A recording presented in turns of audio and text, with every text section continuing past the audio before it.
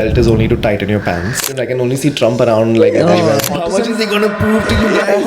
Hey chat, hi, what's up? Welcome back to the Casuals. Today we have with us the Shaolin warrior monk Hurssh Verma, aka Shi Yan Yin. Is that right? Sure, Yan, yes. Okay. Yeah. Welcome to the Thank show. you. Thank you for having me, boys. Alright, we'll start off with your name. It's spelled differently than a regular Harsh, right? Yeah. Hursh. So was that given to you at birth or was this a later thing? No, I had birth, then I had rebirth. Oh, okay. But I thought after rebirth your name was Shianyan. Actually, that's my Buddhist name. That's my Chinese Buddhist name, like a monk name we get. But actually, Harsh, the spelling which you're mentioning is more like it's a numerological kind of a thing. Okay. Yeah. Was that a recent development? Or? It was really very recent, yeah. So does that tie in, I didn't know you were into numerology and all, but does that tie in with your Shaolin warrior monk beliefs as well? Is there some sort of connection or? No, I just did it for the family's sake, man. Oh, okay. I mean, yeah. I guess we have to do some of those things to keep our parents and auntie, uncle, dadi, dada happy. Yeah, I know. Yeah. I relate.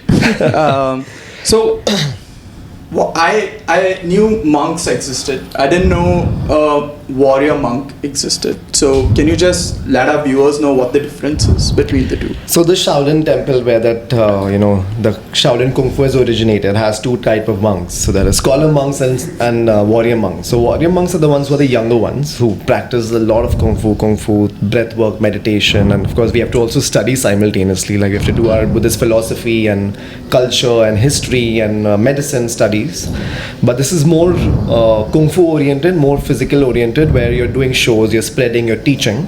Scholars are the ones who will learn the scriptures and like the ones who are seniors. So after a few years of being a warrior monk, you can be ordained into a scholar monk. So these are the basic difference. Do you have a belt in Kung Fu or is it like how do you get from one level to the next? Like in karate, for example, or jiu-jitsu, there's belts and rankings like that. Actually, I remember Master Bruce Lee has quoted something really cool. It says, belt is only to tighten your pants. So in Shaolin, actually, we don't have the belt philosophy, but yes, we do have certain exams and levels that we monks have to give and certain disciples need to give, which shows the number of hours that you put in practicing some kind of kathas and taolu. Like in Chinese, we call it taolu, like katha, like those. In Taekwondo, they say pomse and stuff like that. So there are certain levels which they identify, but there are no belts per se. Yeah. Do you guys like spar? You know what sparring is, I'm sure, but do you practice that a lot or is it just like drills and form and all of that? I definitely know what sparring is. Yeah, exactly. But we are of course, whenever we do any Kung Fu practice, we have to learn the application part of it. So it's like, a duel or like a three people together kind of fighting with your bare hands and animal styles and with weapons. So you need to know the application and spar. So there's something called as Sanda. Sanda is like Chinese boxing. So that's another thing that we have to learn mandatorily because how we have MMA and kickboxing. So Chinese boxing is called Sanda. Yeah, so Sanda is pretty applicable in MMA as well. Like some of the fighters that we work with, I work for an MMA company. Yeah. Their background is Wushu Sanda. Wushu Sanda, yeah. Wushu is a national sport of China. Right. And Wushu is like modern Kung Fu basically. So let's talk about how you got to China and how sports kind of led you there. You were a distinguished athlete, played football, and you had a knee injury. We were talking about it before the show, and that knee injury, the rehab process kind of led you to explore different paths, and that's how you discovered China, and it helped you in your recovery. So what was some of the things that they made you do that really helped you, accelerate your recovery or look at recovery from a different lens? I was not sent for any spa or any massages or any bathhouse for sure. You'll go to Thailand for that. But they have it in like all Asian countries, right? Like go to the bathhouse and like. But anyways, coming back to your question, they did of course acupressure therapy on me. I had like 30 needles on my leg every day for like 3 months, and they gave me certain herbs to eat and do some conditioning training and a lot of meditation, of course, which really helps you to levitate kind of, but like internally too. I mean, what I mean by levitate is like physically fix you internally. So that really helped and accelerated my whole process of healing for sure. So how long did you get injured? So you were injured in Bombay, right? I was injured. I did a surgery in Bombay and I was crippled for 5 months. Yeah. And then when you went there, how long did it take you to fully recover? 4 months. Oh, damn. Yeah. 4 Without months. any surgery, just with this, like, Yeah. eating the stuff and Eating with and acupuncture. and all. Pure TCM, traditional Chinese medicine. So That's insane. yeah, Like, did 4 it feel like magic to you when that happened? Because before you weren't experienced in this monk lifestyle. Right? Yeah, I actually did. Obviously, the place is like, filled with like such amazing energy because it's monks and the temple, it's silent and everybody's training. So it's anyways positive. But yeah, I was also very eager because I went in peak winters in 2014, 15, 2014 end I remember for my healing, and then 4 to 5 months because I took a 6 months visa, and then once they healed me, once they fixed me, and then of course things started getting like better and better. And yeah, I mean, just I was eager just for my recovery, and just when I saw the monks jumping and flipping and doing crazy stunts, I was like, dude, I want to do that shit, Seems like you're describing a scene out of some movie like the Avatar Batman last one. Begins. Or that.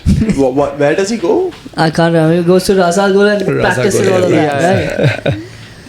So before your injury, you were a really good football player. I'm sure you are now as well. But in your youth, you went to play for AC Milan and Leicester. Yeah. How was that experience? It was really good because like at that age we all are like really high on our testosterone. So we're really like hyperactive and running and scoring goals, and just amazing to just be there. Of course, in Europe, like every kid wants to be a footballer, and like, we are just Indians who are like malnourished half of the time. Like just having calcium sanders tablets and like filling in like our body with like different vitamins. But it was very competitive. It was fun. It got to learn a lot, but it was very, very competitive for sure. Can being a monk help you excel or can improve an athlete's performance? And what are some of the practices that an athlete can adopt to, excel in their performance and their output? So, of course, all monks are athletes because they have to go through that physical grind and practice as a warrior. I think what athletes can inculcate in their practice from the monk side is we really focus on a lot of breath work. I know this might sound really, really mundane, but actually I wouldn't use the word breath work because I recently learned breath work is just like Americanized term. Okay. Yeah, it's just an Americanized term, and I think what in Indian practice we have pranayam, right? So like yoga, pranayam. So this is the same practice from India has gone to China. It was taken by an Indian monk called Bodhidharma. So the kind of breathing exercises that we do like we call it qigong and tai chi. So that's the breath work that we do. So I feel like any athlete should really focus on breath work and how do you handle your breathing techniques and everything, and I think that will just help and boost your performance. So relating to that, we recently acquired a team for a league in Bandra. Nice. What would you advise us to do as one of those pranayams or meditations before, after a game to be ready to perform better? What sport, if I may ask? Football. Yeah. Oh, nice. Is Aces Football League.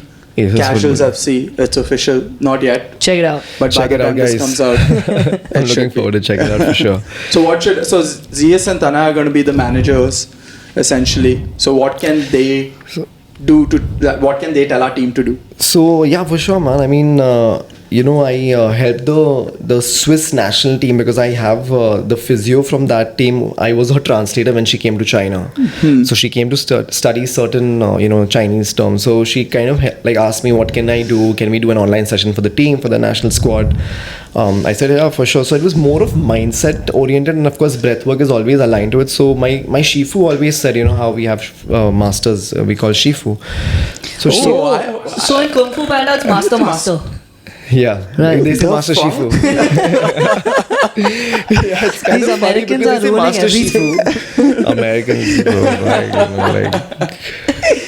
bro, Anyways, I mean, since you all send Americans, I can only see Trump around everywhere. I'm like, fuck, dude. I hope my Instagram algorithm's not layering all of this and gives me throws me that shit in my face. But yeah, I think inculcating certain breath work plus certain neurocognitive kind of practices which can help in focus, which can help in delivering performances. That's the kind of practice we do to a lot of athletes. So can you tell us one practical thing, like 5 minutes before a game of 5 minutes before warm up, what can players do to get in that right mindset? I think just aligning your breath, like breathing technique. The right way to breathe is one way, and a lot of cleansing internally, because when you're internally cleansing your system through your breath, because internally we have a universe, right? We have a world. They say na, like like go inside, go deep, listen to the inner voice. So when you're doing that inner work with your breath, when you're cleansing it, the five senses get cleansed out. So that gives you a lot of clarity in performance for sure. So you watch tennis and football, right? Are your main sports that you watch? I love both the sports. Out of those athletes, who are the top 3 most Zen athletes according to you? Oh, you look at them and you're like, that guy practices some of the pranayams, or thinks in a way a monk would think, or speaks in a way like that. Let's speak about lawn tennis. I think Djokovic, Novak Djokovic, he really focusing on his breath work, and his mentality is so aligned. So I know one part that he has taken up mental health in a really strong way, and he's inspiring in his academies as well to his the students who are there. But I think Djokovic is really one guy I really look up to for sure, who seems very zen and much in control at least 90% of the time. I'm sure he goes crazy. I mean, we all have seen that. Federer is also one really amazing legend who's there.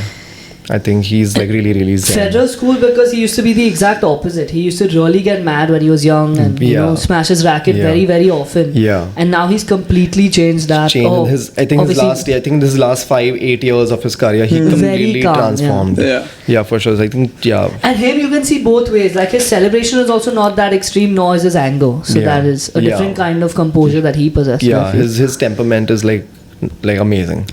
I think these two players is someone who I really can relate to for sure. Any footballers, I was thinking like Berbatov or someone who just so relaxed on the pitch, trust his skill so much. Yeah, about Peter Crouch, who doesn't care where the ball's coming from, because he's just going to pop it like a giraffe out there. But anyways, so for cricketers, I would say MS Dhoni. Yes, MS Dhoni is zenest of them all for sure. But I think. I'm a Messi fan. Fair. Messi doesn't have Zen, he has autism.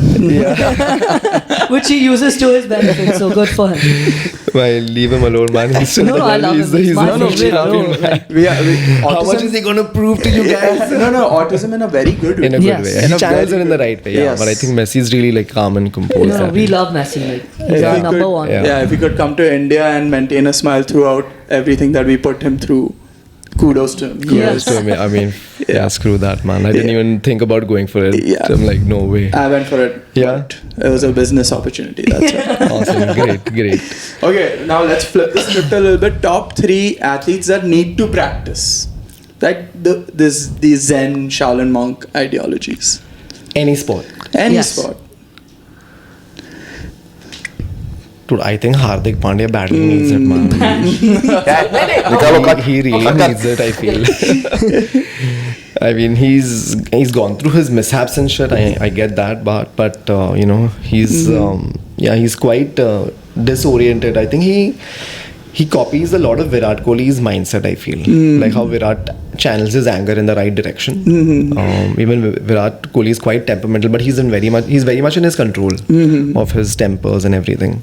So I think Hardik would be one for sure. I mean, if Ibrahimovic was playing, he would definitely need it. Zlatan, bro. I don't know if you'll agree with that, but I don't agree with this Zlatan take. Yeah? I think he is like of the Kohli mindset of. Yeah, you think so? Channeled it in the right direction. Could be. Yeah. Nick Kyrgios, that's a good shot from ZS. Nick Kyrgios, yeah. I would also say, I was just thinking, you mentioned a cricketer. If Srishant had more zen in his life, I think he would have been a top bowler. He was a top bowler. He was, but like, not for long. Not for long. And there were games that he completely shit the bed, and then the next game he'd come and really shit just... again. No. Oh, no. He played really well. That consistency wasn't there. Yeah, Srishant, sure, yeah. But who else was nuts like that? Like Joey Barton is kind of insane. But I wish that I'm happy with him not having Zen. How about Conor McGregor? He used to be the most Zen, and now he's the complete opposite. Because he's just gone into that whole commercial money change. Cocaine. Yeah. One more thing I want to ask you about being a warrior monk was, do you guys have any weird rules that we wouldn't think of? And not just about like alcohol or sex or things like that. Just anything else that, okay, we have to practice this and no one will know about it. Because this is pretty public, right? We stay away from these things because they are kind of wrong or they take control of your mind where you don't want them to. I mean, if it's private, how can I share it on a public space? But not that private. No, that's Something that people might not know but is a good practice.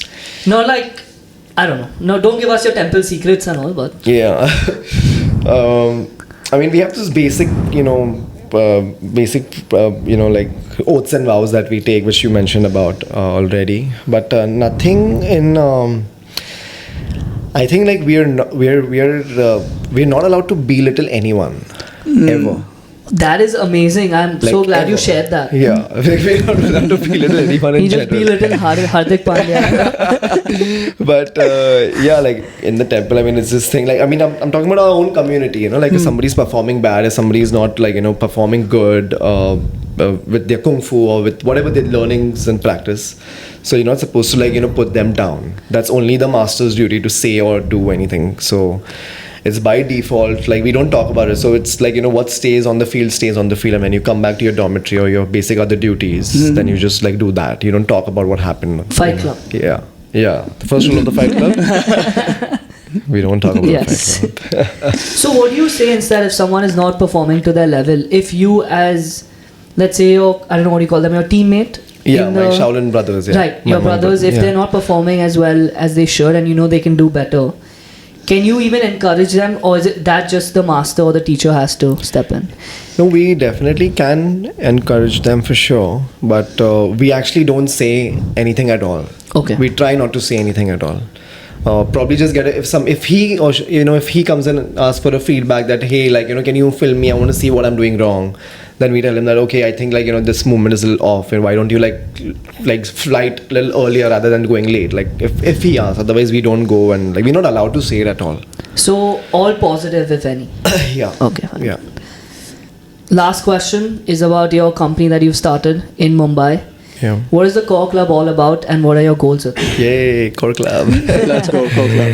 So Core Club is a newly launched boutique wellness club where we are retaining the Shaolin practice. We've got modern, movement practice at the same time. So it's targeting people's, impacting their health and wellness mentally, physically, and building their inner resilience. That's what Core Club is. We have a boutique pickleball. We have a wellness activity. We have a cute matcha bar. It's just in the need of the hour to build something, fun and cool, and just for people to come and vibe and build a community. That's what Core Club is. Yeah. Sick. Go check that out, everyone. Definitely. Any plans of coming on this side of the ceiling? Yeah, I mean, I've been invited a lot at Club Jolie's to do a lot of workshops. So, with me and my team. So they've been really asking that if we can open a Core Club in South Mumbai. So let's see. Breach Candy. Hello. Good, lots of money. Yeah. Cool, yeah. That's about Sounds it good, for the man. first part. Thank you so much. This was great. We'll move on to the second part. Thank you guys. Like and subscribe. Check out part 2. Thank you.